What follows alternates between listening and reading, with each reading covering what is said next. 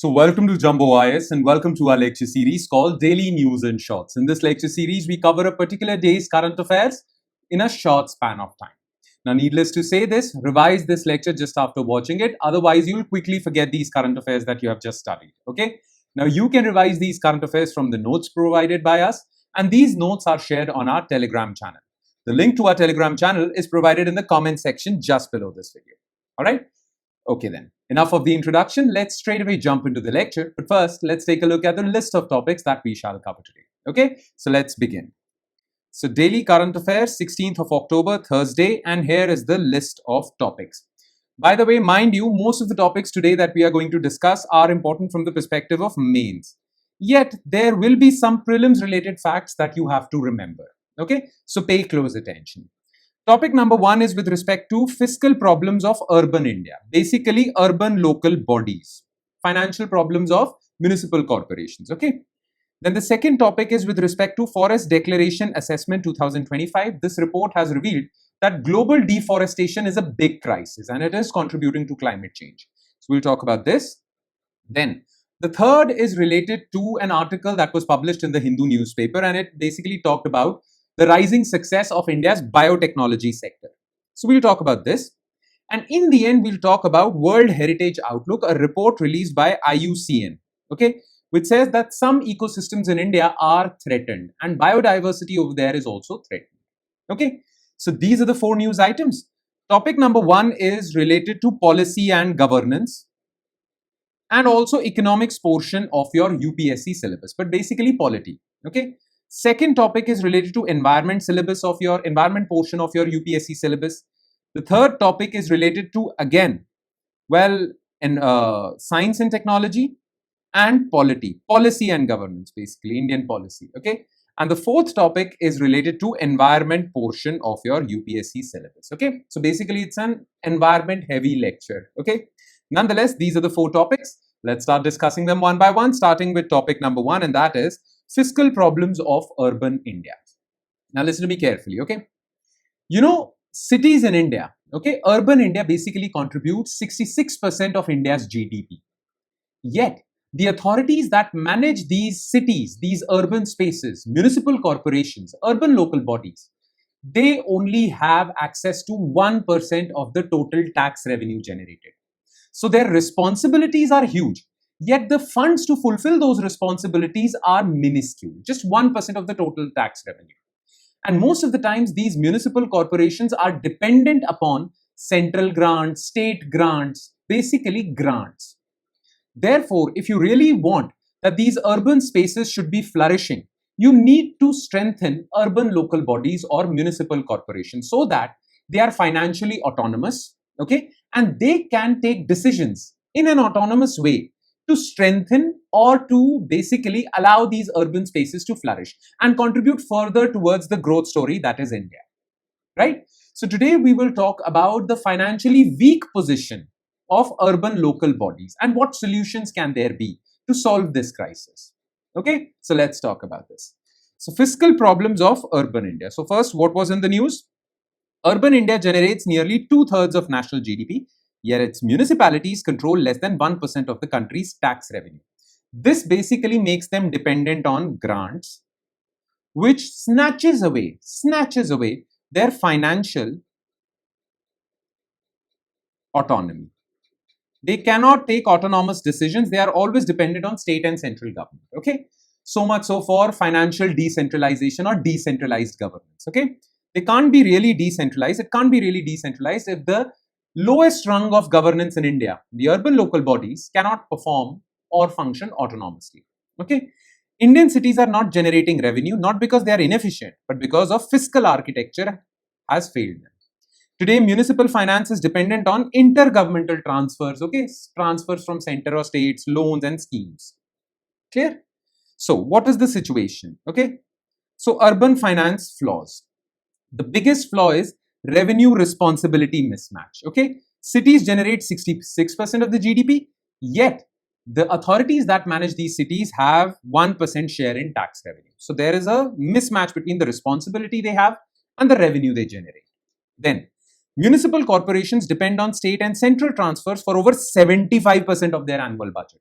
Okay, 75% of their annual budget comes from central and state transfers. And most of these central and state transfers are tied. What do you mean by tied? Well, when the state or central government transfers these funds, well, they tell the municipal corporations to perform these duties. They can't use these funds on their own. They have to follow all the rules. So this is a problem. Then there is the problem of over centralization of tax powers. Most of the taxation powers, especially after the coming of GST, now lies with center and state governments. Okay, so local bodies don't have much money. Plus, because they are dependent, 75% of their budget is dependent on grants or loans from center or state. Well, they are not autonomous. They are completely dependent. They can't take any decision on their own because they don't have money, which completely belongs to them. Okay, that's not a good situation to manage urban spaces properly. Okay, that is not real decentralized governance. Okay, now the solution that is being prescribed to solve the financial problem of urban local bodies is municipal bonds. What are municipal bonds? Well, urban local bodies or MCs, municipal corporations, can issue bonds. Bonds are nothing but borrowing instruments. So they can borrow money by issuing these bonds. Now, the money that they will borrow on their own will belong to them, right? So municipal bonds is basically touted as one possible solution to solve the weak financial situation of urban local bodies. Now, what are municipal bonds? Well, they are debt securities, debt basically issued by urban local bodies. Bengaluru Municipal Corporation was the first to issue such a bond in 1997. Now, most of them have issued these bonds. Okay, most municipal corporations. Not most, basically. Well, some big municipal corporations. Okay. Now, these bonds, their issuance, their subscription, everything is regulated by SEBI as per issue and listing of debt securities by municipality rules. Okay. Now, municipal bonds, remember this. This is something you need to remember for prelims. Are of three types, municipal bonds. Number one is GO, general obligation. So general obligation bonds are issued by municipal corporations and they basically pay back this debt using the tax revenue they have generated. So from their own tax revenue, they pay back this debt. Okay. Then there are revenue bonds. Revenue bonds are generally issued to borrow money for a specific project. For example, the municipal corporation is building a road or street lighting or anything. Okay. And the money generated from that project will be used to pay back this bond. Not tax, but the money generated from that specific project. These are revenue bonds. And then last are green municipal bonds. Well, as the name suggests, green municipal bonds are basically bonds to borrow money for environmental projects. Okay, so these are the three types of bonds. Now, this is touted as a solution, though there are many solutions given to this problem, okay, given for this problem. Like give more tax revenue to municipalities, make them more autonomous, all these things are there. But municipal bonds have been touted as, well, one of the major solutions to this problem. But despite these municipal bonds being in existence since 1997, well, they have not been that successful. So what are the challenges basically? Okay, issues with municipal bonds. They're also known as muni bonds, short form. First of all, policy hype. Everyone is saying this is the solution, but reality is grim because so far only around 40 municipal corporations of so many in India have issued municipal bonds. And the reason is, well, not many investors are interested in investing in these municipal bonds. Investors invest in those municipal bonds which have a high credit rating. But credit rating of these municipal bonds is based on the tax capability, tax collecting capability of a municipal corporation. That is not the right criteria because some municipal corporations perform very good duties, but their tax revenue is not much.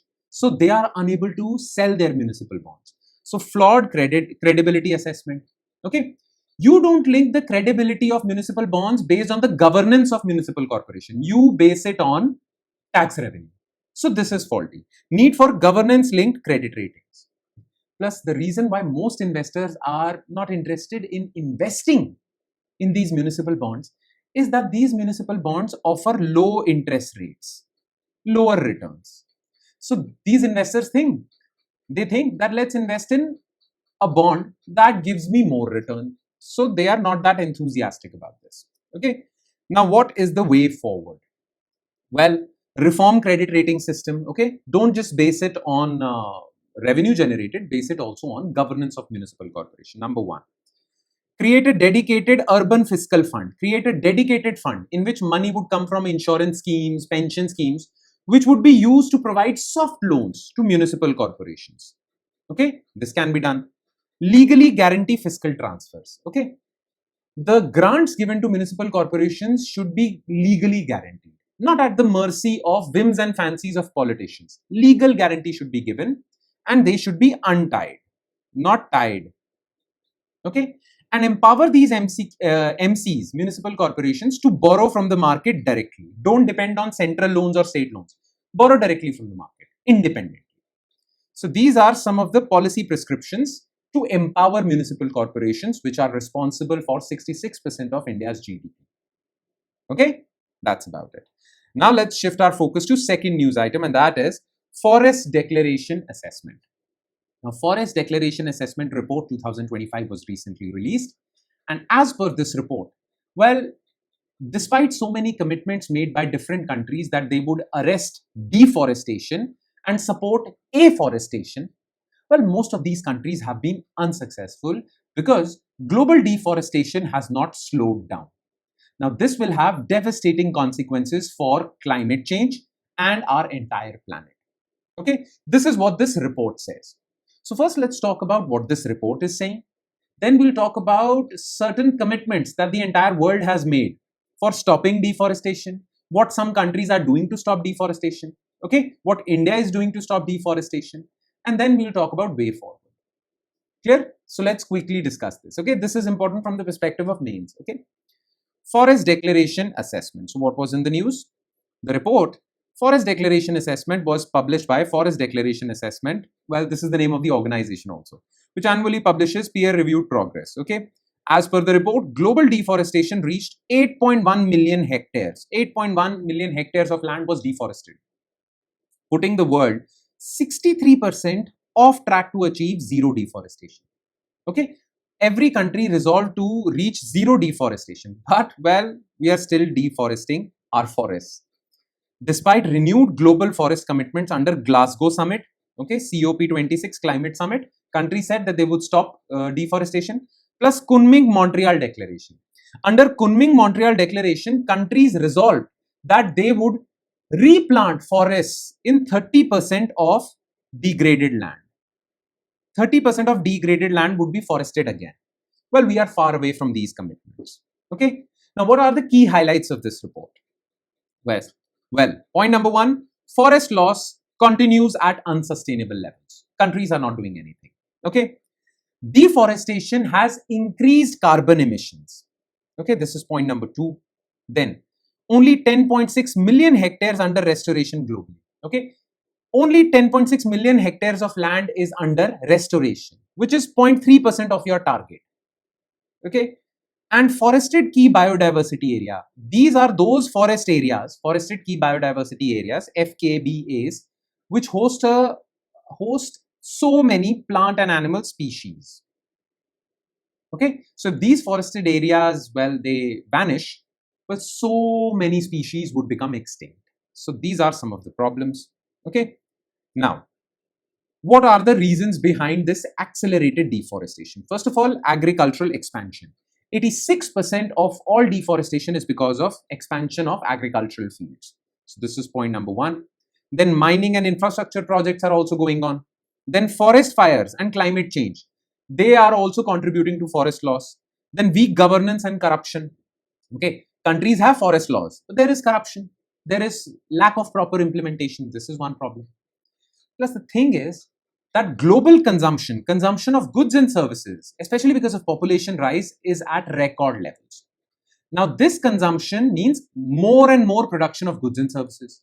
More and more production of goods and services means more demand for food crops, that is agricultural expansion, more demand for industry. So, this is contributing to forest loss. Clear?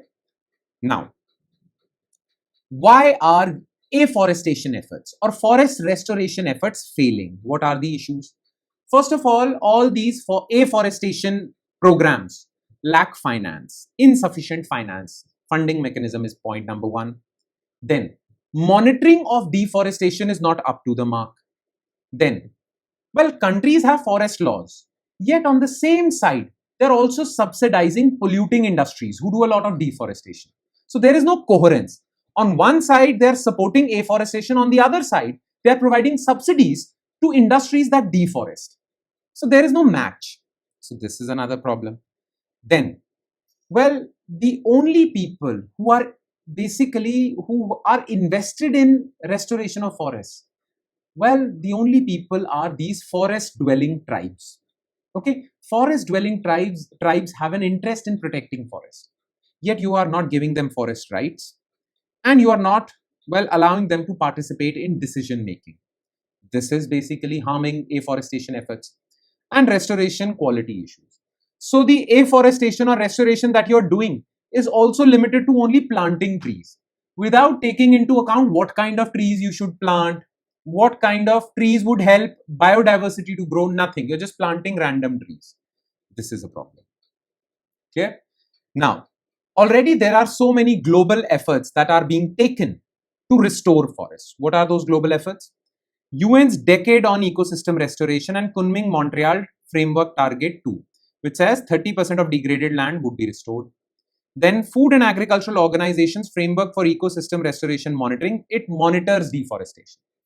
Then India has launched many programs, Green India Mission, CAMPA for afforestation, okay, compensatory afforestation management, okay, then National Afforestation Program. All these things are there in India. Plus, developed world is not doing that much afforestation. Developing world is leading the charge. Latin America and Asia account for 70% of restoration projects. Clear? So these are some of the global and regional efforts. Okay. Now let's quickly move forward to third news item, and that is India's biotech sector. First of all, you need to know what is biotech. Okay. When we use technology to exploit living organisms, okay, when we use technology to exploit living organisms to produce products or services which can be of human use, that is biotechnology. So using bacteria or viruses to produce vaccines, biotechnology. Using yeast to produce curd is also biotechnology. No matter how primal it is still biotechnology. When you use living organisms to produce useful human products, that is biotechnology. Now, biotechnology has really advanced with gene editing, genetic manipulation, and vaccines and everything. Okay, it has really advanced. And India's biotech sector has advanced, well, above everyone else's expectations. So what have been the achievements of India in this biotech sector? We'll talk about this, and we'll also talk about current challenges also. Okay, so let's begin. So India's biotech sector, what was in the news? India's biotech surge has been nothing short of extraordinary. From a modest count of roughly 500 startups, there were only 500 biotech-based startups in 2018. Today we have 10,000. Okay, this rapid expansion is supported by a network of 94 incubators. Incubators are those places which nurture startups, provide all kinds of support to startups. And these incubators are across 25 states. So they are spread out across India, not just located to specific locations in India. They're spread out. Okay. So these are some of the achievements. Now let's delve a little deeper into India's achievements. Okay. So growth in India, exponential startup growth. Okay. Between 2018 and 25, 20-fold growth has happened. Number of startups. Then the reason why biotech sector is growing in India is because these labs which allow research and development in biotech are quite cheap. Plus, qualified people who are STEM graduates, science, technology, engineering, mathematics graduates, they also come in low salaries. So it is affordable. Innovation is affordable in India. Then we are using AI to advance biotech, and it is really helping. Plus, India dominates the world as far as vaccine. Okay, India supplies 60% of global immunization doses, underscoring its role as pharmacy of the world. We are dominating the world, especially developing world. Okay. Now, the thing is, what sort of schemes has the government launched which led to this growth? Okay, government has launched various biotech schemes because of which we are growing so fast. Number one is BIRAC scheme, Biotechnology Industry Research Assistance Council. This basically encourages industry academia partnership. Universities and industries are collaborating.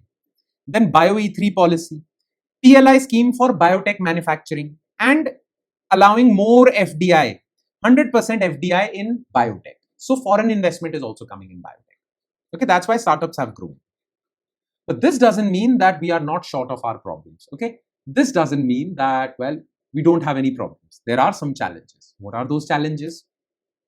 Number one, lack of funding. India attracted only 3 billion in biotech from foreign sources, whereas China attracted 12 billion. Okay, so we need to catch up. Then regulatory challenges. Most of the rules and regulations, like rules and regulations with respect to clinical trials for medicines and vaccines, patent for innovation, they're not up to date with the new technologies.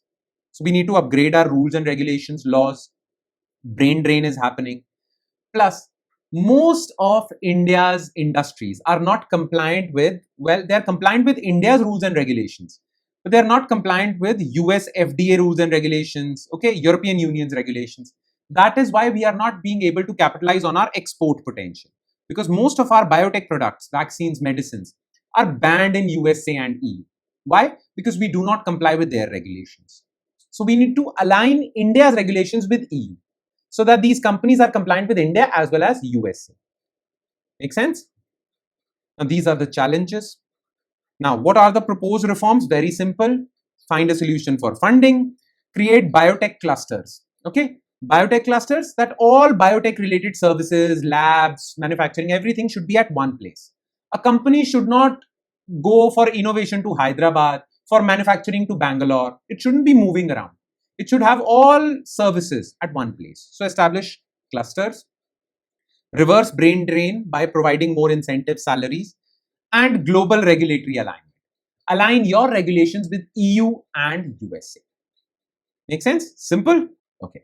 Now let's quickly move forward to last news item, and that is World Heritage Outlook. Now basically, World Heritage Outlook is a report published by IUCN. IUCN is that organization which keeps a track of biodiversity, which species are threatened, vulnerable, critically endangered, all of that. Now they publish a report called World Heritage Outlook, which basically talks about natural heritage of the world. Now this report was released for the continent of Asia. Therefore, definitely it talked about India as well. Now, under this report, in this report, 3 sites of India, 3 ecosystems of India have been put in the category of significant concern.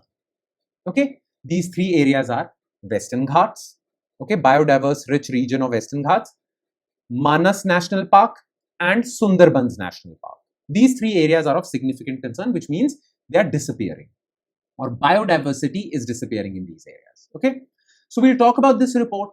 Okay, we'll talk about the key features of this report. We'll also talk about what this report has to say about India. Okay, simple. All right, then let's talk about this. So World Heritage Outlook released by IUCN, International Union for Conservation of Nature. Okay, now basically this report analyzes all these ecosystems of the world and puts them in 4 categories: critical, significant concern, in which Western Ghats, Manas National Park and Sundarbans are; good, with some concerns, and some ecosystems are good. Clear? Now, these are the 4 categories. So the 3 Indian sites which are in significant concern category are: number 1, Western Ghats of Maharashtra, Karnataka. Okay, then Manas National Park, which is in Assam. And Manas National Park is a trans-boundary national park. We share this national park with Bhutan. Okay, and the third is Sundarbans National Park. Sundarbans National Park is also trans-boundary because we share it with Bangladesh. So it is in West Bengal and we share it with Bangladesh. Clear? Now what does this report say? Well, the World Heritage Outlook is a global assessment published every 3-4 years. So remember this, it is not annual. They can confuse you in any MCQ. Remember, it's not annual. Okay, it assesses 63 natural sites across Asia under 4 categories: good, good with some concern, significant concern and critical. The 2025 report noted that the share of sites with significant concern has risen, highlighting worsening pressures from climate change, then these sites are destroyed by tourism and sometimes by invasive species, foreign species of animals and plants which are destroying the native species. Immigration basically destroys biodiversity as well. Nonetheless, cruel joke by nature. Any which way, what did this report say about India?